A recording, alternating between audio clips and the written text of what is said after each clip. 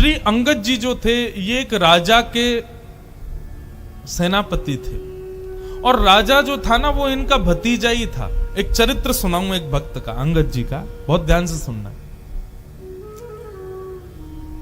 अंगद जी अपनी पत्नी से बहुत प्रेम करते थे, और उनकी पत्नी सत्संग से बहुत प्रेम करती थी। ठाकुर जी की कथा, कीर्तन, वैष्णव वार्ता, इनमें उसकी बड़ी रुचि।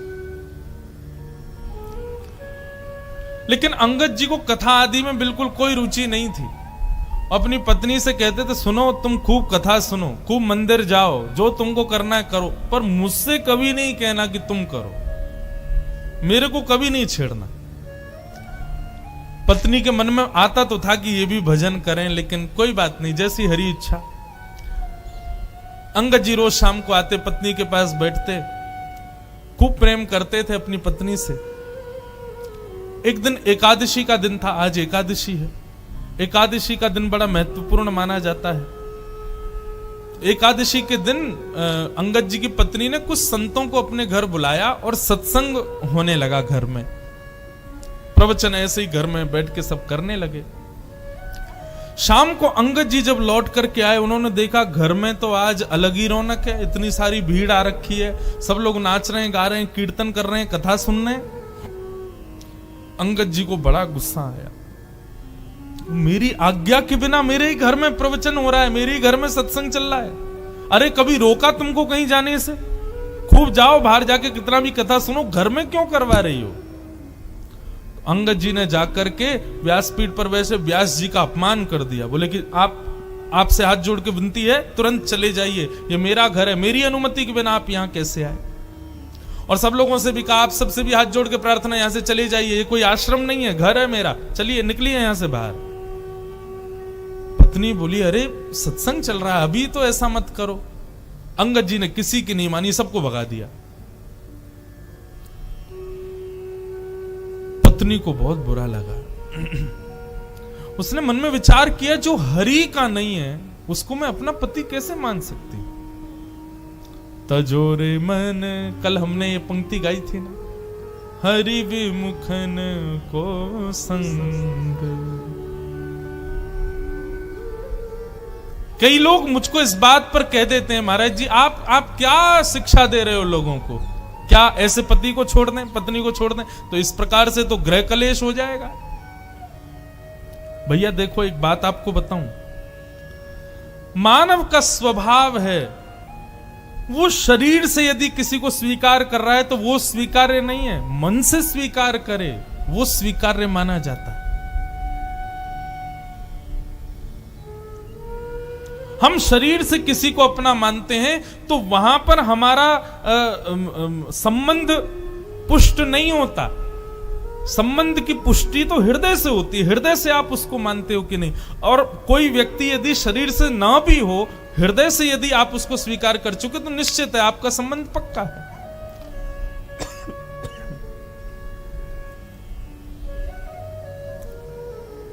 महादेव ने सती का त्याग किया, लेकिन ऐसा नहीं कि सती को कैलाश से ही कह दिया हो कि आप चली जाओ अपने मायके में जाकर करो ना। बस मानस जी में गोस्वामी जी कहते हैं, बगल में जो आसन लगाते थे उसको सामने लगा दिया, बस इतना ही त्याग किया। और ये त्याग किसका था? शरीर का त्याग नहीं था, हृदय से त्याग था।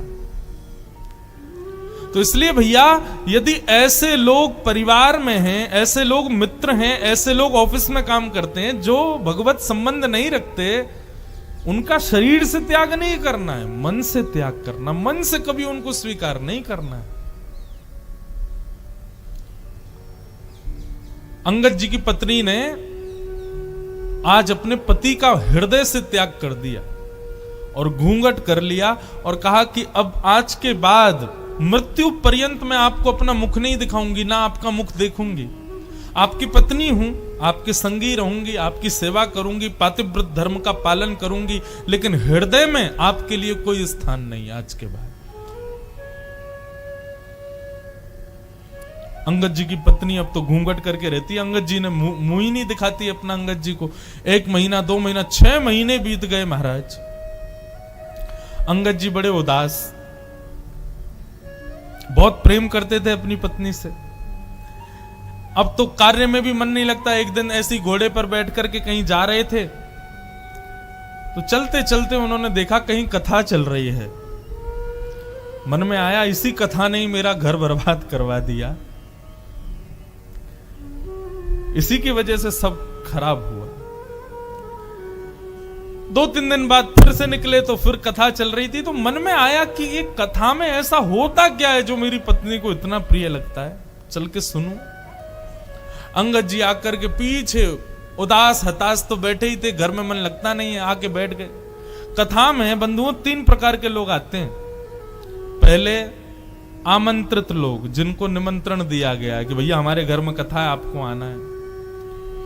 दूसरे वैष्णव कथा प्रिय लोग, उनको बस पता चल जाए कथा कहां हो रही है, वो ये विचार नहीं करेंगे दूरी कितनी, समय कितना लगेगा, कहां क्या, निमंत्रण की भी अभिलाषा नहीं, बस पता चल जाए कथा कहां है, वो पहुंच जाते हैं। और तीसरे संसार के मारे दुखियारे लोग, जिनको घर में या व्यापार में कहीं भी कुछ मिल नहीं रहा है, बड़े उदास अपने जीवन में जी रहे हैं, वो आके कथा में बैठते हैं। तो ऐसे ही अंगद जी आकर के बैठ गए। अंगद जी आकर के बैठे तो निश्चित कथा सुनते सुनते उनके हृदय को बड़ी शांति सी मिली। बंधु एक बात बताऊं, गीता में भगवान अर्जुन से एक बात कहते हैं। अर्जुन ने कहा कि नाथ, व्यक्ति सुख की प्राप्ति के लिए इतनी मेहनत करता है तो उसको सुख मिलता क्यों नहीं है? भगवान ने कहा डेस्टिनेशन गलत चुनी है मानव ने, सुख नहीं। हमने डेस्टिनेशन ही गलत चुन रखी है। हर कार्य के पीछे हम चाहते क्या है? सुख मिले। भगवान कहते हैं इसको बदलो, सुख नहीं शांति मिले। शांति की भावना से कर्म करो, शांति की भावना से क्रिया करो। हम क्या करते हैं? हमको सुख मिले, ऐसा करूं इतना मिल जाएगा, ये करूंगा वो करूंगा, ऐसा बनाऊंगा, ऐसे बैठा करूंगा, ऐसा कमरा, ऐसे सोफे, ऐसी पत्नी, ऐसी गाड़ी, ये सब सुख जन्य हम लोग कर्म करते हैं और वही सुख हमको नहीं मिलता। फिर आप अपने क्रिया के पीछे उद्देश्य शांति रखो, भगवान कहते हैं तब मानव प्रसन्न रहेगा। क्योंकि अर्जुन, सुख की भी एक लिमिट होती है, उससे ज्यादा यदि मिल जाए तो व्यक्ति दुखी हो जाता है। आपके गुजरात में श्रीखंड मुझे बड़ा प्रिय है। मैं द्वारिका में, अहमदाबाद तो मेरी पहली बार कथा और गुजरात में मेरी दूसरी कथा है। ये श्रीमद् भागवत की पहली कथा हमने की द्वारिका में और आज 7 साल बाद दूसरी कथा कर रहे हैं अहमदाबाद में। बाकी बीच में 2 दिन 4 दिन के सत्संग तो हुए हैं कई बार, पर सप्ताह कथा दूसरी बार हो रही है। तो मैं जब भी गुजरात आता हूं तो श्रीखंड मुझे बड़ा प्रिय है। लेकिन आप एक कटोरी खिला दो, मन भर जाएगा। दूसरी कटोरी दोगे तो मैं भाग जाऊंगा। आप कहोगे महाराज जी आपको बड़ा प्रिय, खाओ ना। अरे कैसे? मुझे याद नहीं है, लेकिन फिजिक्स में हम लोग जब स्कूल में पढ़ते थे तो एक चैप्टर पढ़ाया गया था, उसमें यही बात थी। जब भागवत पढ़ी तो हमको और ज्यादा क्लियर हुई कि कोई भी वस्तु का अति सेव्य जब हम करते हैं तो वही वस्तु हमको कष्टदायी लगने लगती है। रसगुल्ला यदि पसंद है तो 1 2 3 4 5 खा लो, 6वां रसगुल्ला देखते ही वमन हो जाएगा। संसार की हर वस्तु ऐसी है। तो अर्जुन, सुख नहीं शांति को रखो। किसी भी क्रिया को करने के पीछे उद्देश्य क्या हो? मुझे शांति मिले, तब देखो कर्म करके कैसा सुख मिलेगा।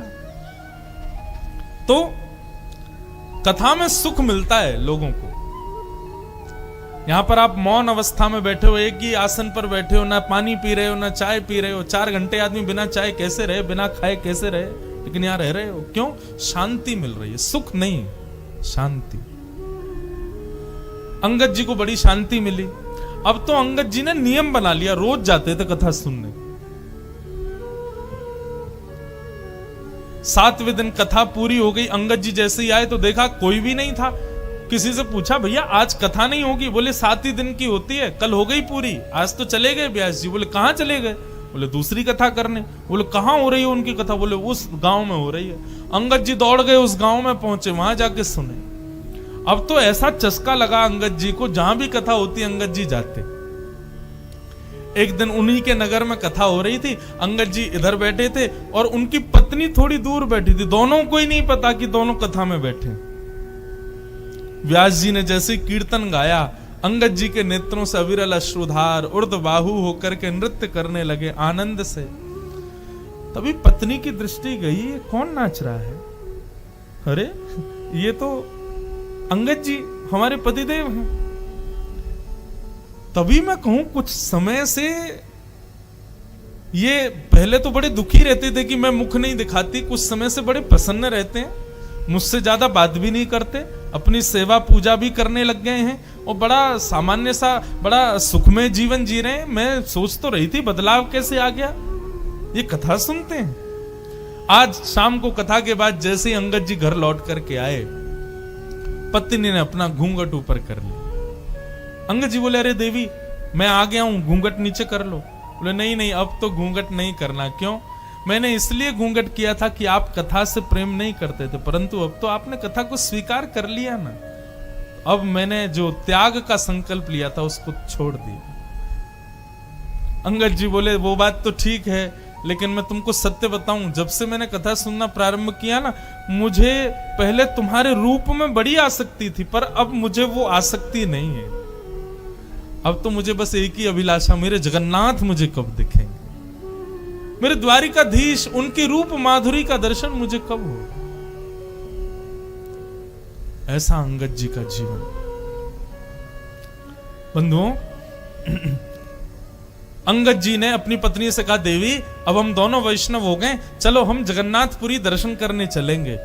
लेकिन अभी अभी सुना है कि एक बहुत बड़े युद्ध के लिए राजा के साथ मुझे जाना है, युद्ध से जब वापस आ जाएंगे फिर हम जगन्नाथपुरी चलेंगे। ठीक है। युद्ध में अंगद जी गए, जाकर के युद्ध किया। युद्ध का नियम होता था जो राजा हारता था उसका सारा धन हड़प लिया जाता था और जीतने वाले राजा को दे दिया जाता था। अंगद जी जब उसका सारा धन लेने लगे तो वहां एक अद्भुत मणि थी। उस मणि को देख करके अंगद जी बड़े प्रसन्न हो गए। बोले बड़ी सुंदर मणि है, मुझे ठाकुर जी को कुछ निवेदित करना है, ठाकुर जी को मैं जगन्नाथपुरी जाऊंगा, कुछ देना है। कोई बात नहीं, मैं ये मणि अपने संग ले जाता हूं, ये ठाकुर जी को दे दूंगा। और उस मणि को अंगद जी ने अपनी पगड़ी में छुपा लिया। थी तो वो चोरी, लेकिन अंगद जी का भाव क्या था कि मुझे ठाकुर जी को देनी है। भगवान से बोले प्रभु इसके बदले भले ही मुझे दंड मिल जाए, लेकिन मैं ये दूंगा आपको, ये है आपकी, मुझे नहीं चाहिए लेकिन मैं आपको दूंगा। किसी सैनिक ने जाके राजा को बता दिया कि अंगद जी ने एक मणि को अपनी पगड़ी में छुपा लिया। राजा, अंगद जी उसके चाचा लगते थे, इसलिए राजा स्पष्ट तो कुछ कह नहीं पाया, पर राजा ने मन में विचार किया कि अंगद जी रोज मेरी बहन के यहां भोजन करने जाते हैं, मैं आज बहन से कहूंगा कि वो भोजन में जहर मिला दे, अंगद जी की मृत्यु हो जाएगी, मणि हमको मिल जाएगी। अंगद जी आज भोजन करने के लिए राजा की बहन के यहां गए तो अंगद जी का नियम था कि भोजन का पहला भाग राजा की बहन की छोटी बेटी को गोद में बिठा के पहले उसको खिलाते थे, फिर स्वयं पाते थे। आज उसने अपनी बेटी को कहीं छुपा दिया, बोले अंगद जी कहीं खिला ना दे, इसमें तो जहर है।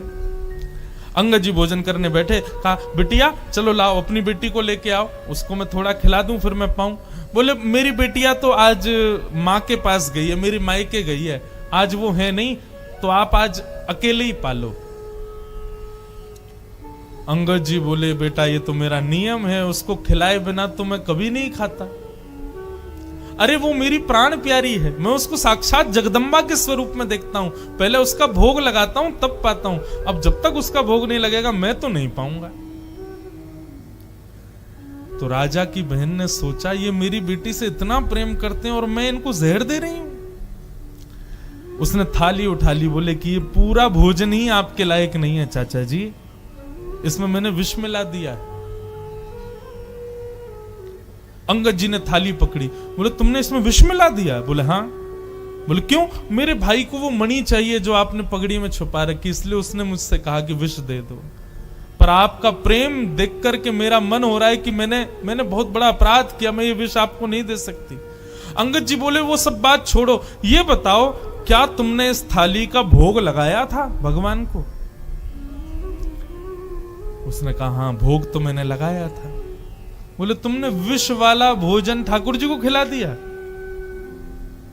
बोले क्योंकि आप बिना भोग लगाए पाते नहीं है, इसलिए भोग तो मुझे लगाना पड़ा। अंगद जी बोले अब तो इसको मैं ही पाऊंगा, जब विष ठाकुर जी ने पा लिया तो मैं कैसे छोड़ू। और अंगद जी जबरदस्ती हठ पूर्वक उस थाली को लेकर के बैठ गए और एक एक कवल खाने लगे।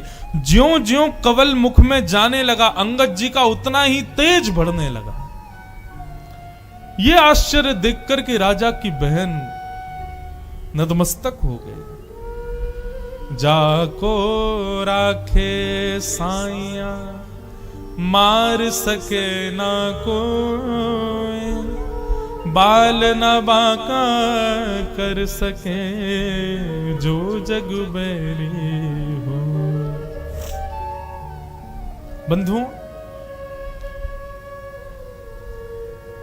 प्रसाद मान करके पाया इसलिए विष ने भी कुछ नहीं किया। ये लीला तो मीरा के साथ भी हुई, ये लीला तो ध्रुव के साथ भी हुई, ये लीला तो प्रहलाद के साथ भी हुई। विष उनको भी पिलाया गया, लेकिन भगवत प्रसाद मान करके पाया, कुछ नहीं हुआ।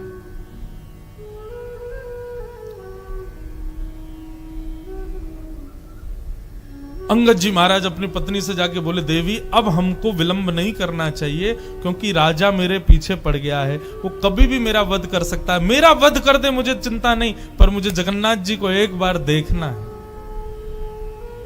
और रात्रि में ही अंगद जी अपनी पत्नी के साथ जगन्नाथपुरी के लिए निकल गए। राजा को किसी दूत ने जाकर के रात्रि में खबर कर दी, बोले अंगद जी निकल गए हैं महाराज। बहुत ध्यान से सुनिएगा, बहुत सुंदर कथा है। आज बहुत दिन बाद में अंगद जी का पूरा चरित्र पता नहीं क्यों सुना रहा हूं। हमारे पूज्य नाना जी भागवत के वक्ता थे, वो कहते थे कि कभी अनायास किसी भक्त का भाव कथा कहते कहते आ जाए तो यही समझना चाहिए लाला कि वो भक्त उस कथा में पधारे हैं, वो भक्त अपनी उपस्थिति दर्ज करा रहे हैं, इसलिए व्यासपीठ से बुलवा रहे हैं।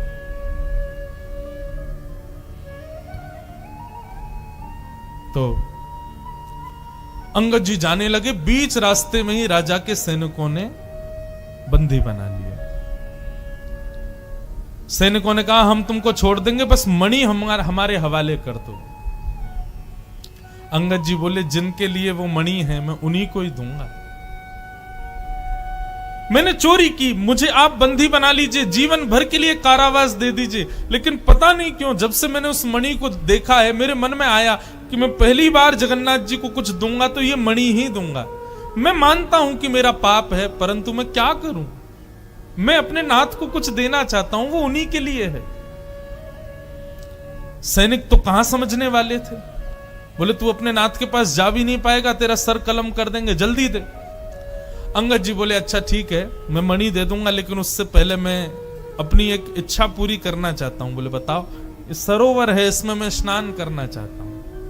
सैनिकों ने चारों ओर से घेर लिया और अंगद जी जैसे ही सरोवर में गए, स्नान करते हुए कहा हे जगन्नाथ, मैं अभी आपके पास नहीं आ पा रहा हूं, लेकिन आप तो मेरे पास आ सकते हो ना, मेरी मणि स्वीकार करो, मेरा ये छोटी सी भेंट आपके लिए, इसको स्वीकार करो। और मणि को अपनी पगड़ी से निकाल के उसी जल में छोड़ दिया। सैनिक कूद पड़े जल के अंदर, ढूंढने लगे, लेकिन मणि नहीं मिली। राजा भी आ गया, राजा ने पूरा तालाब का पानी सुखा दिया, मट्टियां खोद खोद करके छनवा दी, लेकिन मणि नहीं मिली। राजा ने कहा अंगद सही सही बताओ मणि कहां है? बोले मैंने सबके सामने इसी में डाली है, लेकिन वास्तविकता यह है राजन, वो जिसकी थी उसके पास है, जगन्नाथ जी के पास है। राजा ने कहा हो ही नहीं सकता, तुम पुरी गए नहीं। बोले मैं नहीं गया, वो आए थे मेरे पास और लेकर के चले गए। राजा बोला इसके हाथों में हथकड़ी बांधो, पैरों में बेड़ियां बांधो, ले चलो इसको जगन्नाथपुरी, जगन्नाथ जी का दर्शन करेंगे। यदि मणि वहां नहीं हुई तो उन्हीं के सामने सर धड़ से अलग कर दूंगा। अंगद जी बोले ये तो मेरा सौभाग्य होगा कि मैं जगन्नाथ जी को देखूं और उनके सामने प्राण निकल जाए। बंधुओं, वैष्णव कभी भयभीत नहीं होता। अंगद जी के हाथों में हथकड़ियां, पैरों में बेड़ियां, सैनिकों ने नंगी तलवार गले में रखी है, और जैसे ही पुरी जगन्नाथ के मंदिर में प्रथम बार प्रवेश किया अंगद जी ने, और जैसे ही महाप्रभु श्री जगन्नाथ जी को देखा है, उनके मुखमंडल का दर्शन किया, दर्शन करते ही क्या पाया, श्रृंगार में ठाकुर जी की ठोड़ी के नीचे सबसे श्रेष्ठ माला के रूप में वो मणि ही ठाकुर जी को पधराई हुई थी, श्री जगन्नाथ जी के गले में धारण करा रखी थी। राजाओं ने, सैनिकों ने जब ये दृश्य देखा कि श्री जगन्नाथ जी के गले में वो मणि, नतमस्तक हो गए अंगद के आगे। तो तुम्हारी भक्ति को प्रणाम है अंगद। लेकिन अब अंगद जी को जब ये बात दिख रही है कि मेरे द्वारा प्रस्तुत कोसों दूर से वस्तु जगन्नाथ जी ने स्वीकार कर ली, मतलब मेरे प्रेम को, मेरी भक्ति को स्वीकार कर लिया, हथकड़ियां हाथ में, बेड़ियां पैरों में, और देखते देखते जगन्नाथ जी को, अंगद जी ने वहीं अपने प्राणों को त्याग दिया, महाप्रभु जी में विलीन हो गए। ऐसी प्रेम लक्षणा भक्ति श्रीमद् भागवत प्रदान करती। मैं कहता हूं अपनी कथाओं में, भागवत जी नहीं होती तो हमें कभी मीराबाई नहीं मिलती, श्रीमद् भागवत नहीं होती तो हमें कभी सूरदास नहीं मिलते, श्रीमद् भागवत नहीं होती तो ऐसे प्रेम युक्त वैष्णव भक्तों के चरित्र हमें कभी नहीं मिलते, क्योंकि इन सबका सृजन भागवत नहीं किया है।